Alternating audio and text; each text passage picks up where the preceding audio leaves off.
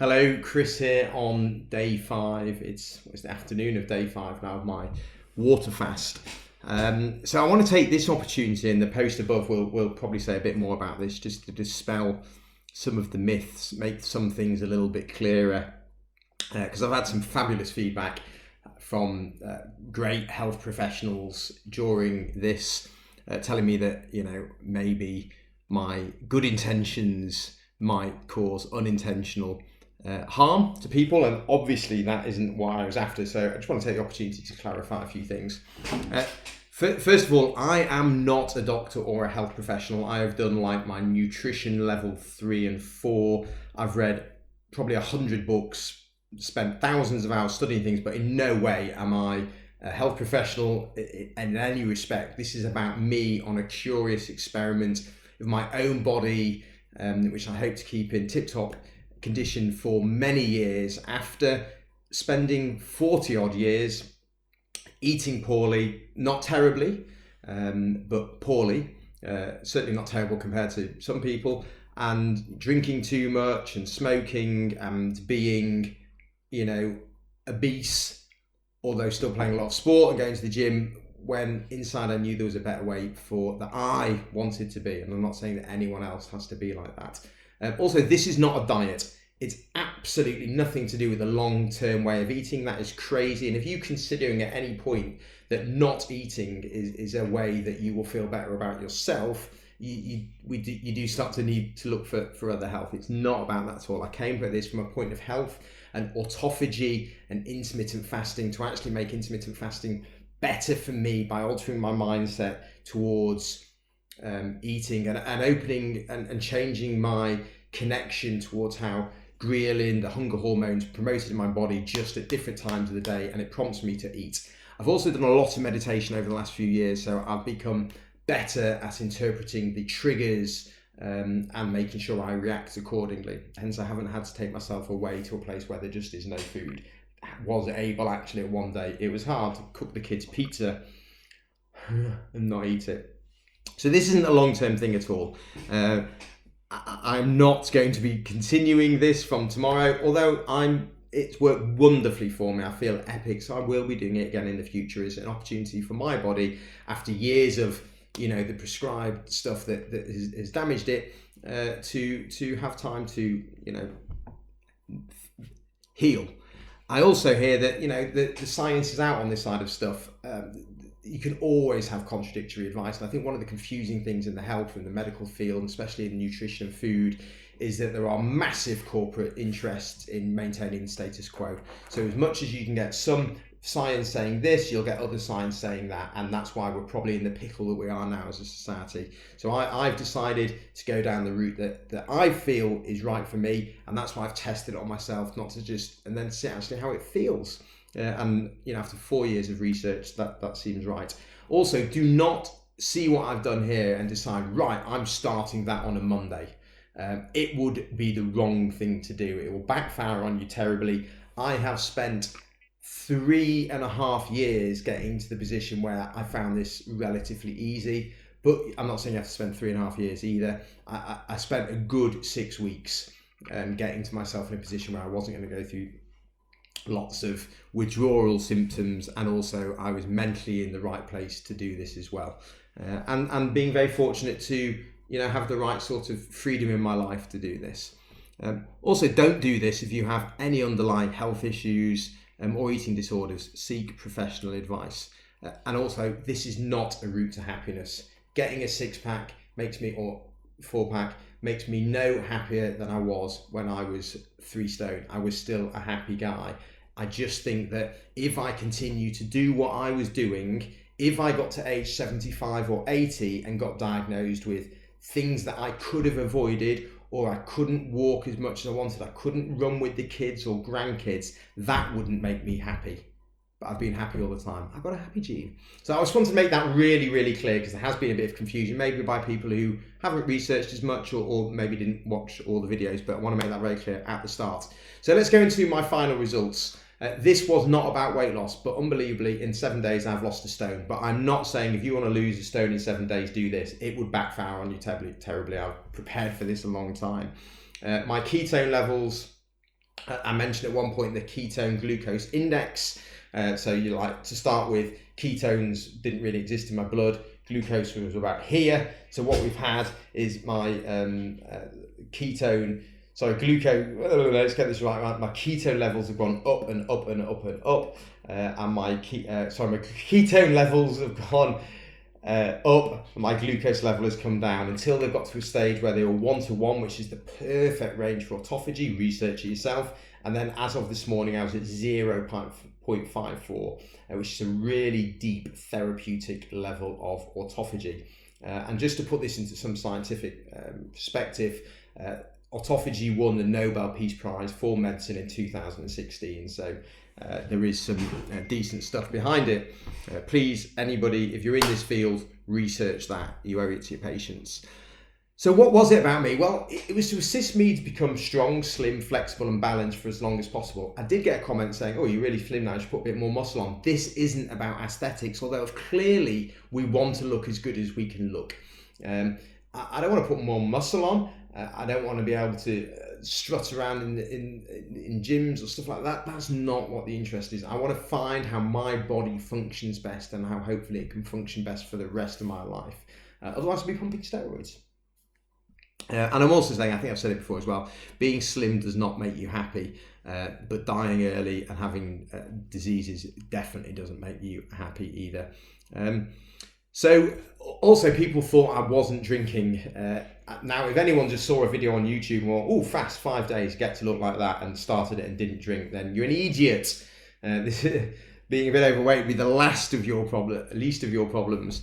This was a water fast. So I drank loads, and actually my hydration levels went up from 58% to 62%. So I got more hydrated as I went through this experiment. But drink loads of water, black coffee, water with apple cider vinegar. Don't make it as strong as I did this morning. I made it, usually it's like half a tablespoon or a tablespoon of apple cider vinegar in a pint. Today I think I put about 4 in because I did like a juice. Oh yeah, it's like terrible white wine. Yeah, as I said already, it was about health, not weight loss. I was prepared to stop at any point. My ego would not have carried me through to a point of self-destruction. And just on the ego thing, yeah, I posted half-naked photos of myself. My ego is more under control now than it has ever been in my life. But I felt I looked good. 3.5 years ago, I posted fat pictures of me because I wanted the motivation. I wanted to out myself to do something about it. And it has been a 3.5 year transition, this, not 1 week. 3.5 years from changing my diet to going plant-based to going alcohol-free to stopping smoking. It's been a big thing, to doing yoga, to setting up a yoga studio. And don't worry about if people go, oh, I'm only interested in achieving stuff in 2 weeks. Again, you're looking at the wrong thing, dudes. Let's stop bouncing around and let's take long-term health for where it needs to be. A few other tips in here. Take measurements. Get yourself some decent scales. Use a body tracks machine. Get yourself a blood monitor if you were going to do this sort of thing. And I'm not suggesting that you do. These are your decisions. Do your research. There's tons of information out there. Try to follow doctors, health professionals. Try to avoid some information you see from like a blogger with 2 million fans who might do this month, I'm going to do this. You might be doing the right thing. There might be great content in there, but I did see one where a guy fasted for 5 days, had like 1 million hits on it, the most viewed hit thing on YouTube about intermittent fasting, and then at the end of it he broke his fast with like a bottle of wine, a steak and chips, and I'm like, dude, you are going to be in agony. So be careful where you do get your advice from, but do your research. Also, if you have got a supportive offline, online community, that helps. My wife's been brilliant. She supported me all the way. She, when I have felt a little bit jaded, occasionally she's picked up the slack, and she's not minded us going to bed at 8:30 because I just didn't want to sit up anymore because it started to trigger the feelings. Oh, it's the evening and I'm a little bit hungry and I'm watching telly. I'll have a snack. And also, I've got a fabulous online community as well with you guys on Facebook who have supported me, and I really do appreciate. They're not negative comments. They're, I could have easily misinterpreted some of the comments that people put there, and they might have easily misinterpreted the posts that I put up as well. But I thank you for them, and I take them from a position of kindness, and that you're just wanting to make sure that I'm not doing anything to damage myself, and also I'm not promoting anything to make somebody else damage themselves. Also, build up to this gently. Do not, as I said earlier, just go in starting on Monday. I've spent 3.5 years, but certainly, hi Jen,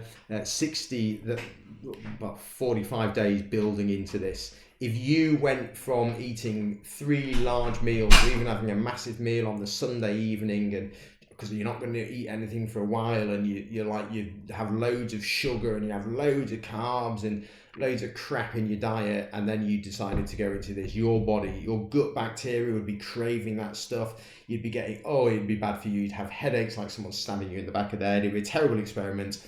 It's too soon for you. This is a place that I wanted to go to at a time where I was ready to be going for it. 4 years in, I've been researching for 4 years, but only 3.5 years into actually taking fairly big action with my health. So yeah, build up gently and come out of it gently as well. Although I am going to be eating in 3 hours, it's going to start off with a veggie broth. Then I'm going to have a green juice. Then I might have some spinach and kale.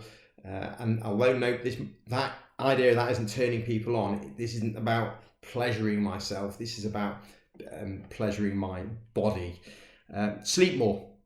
I usually get up at 5 a.m. I got up at 5:30, then 6, and I think one day I even got up at 5:30, which is late for me. So instead of having my 7 to 8 hours of sleep, I was getting 8 to 9 hours of sleep because I just felt I needed it. My sleep was massively different, consistent, but just wacky dreams every single night. Not bad dreams, just like wacky dreams. And I think a lot of that would be because my brain was being fueled on ketones. So I don't know, I'll research that more. So then finally, side effects. You may feel dizzy, have headaches, get flu-like symptoms, aches in organs, feel thirsty. And a lot of this is due to your detoxing, your cravings, your changing your blood sugar levels. Don't worry, you're not dying. But if at any point, if you think you were doing any of this, just stop. You don't have to prove anything to anybody. It's like when we do yoga, listen to your body. Listen to your body. That all of our bodies are very, very different. I felt a tiny amount of dizziness on day 3 when I jumped up too early. I was like, whoa, man. And I had a little bit of liver ache on day 3 as well, and it cleared up. Hunger,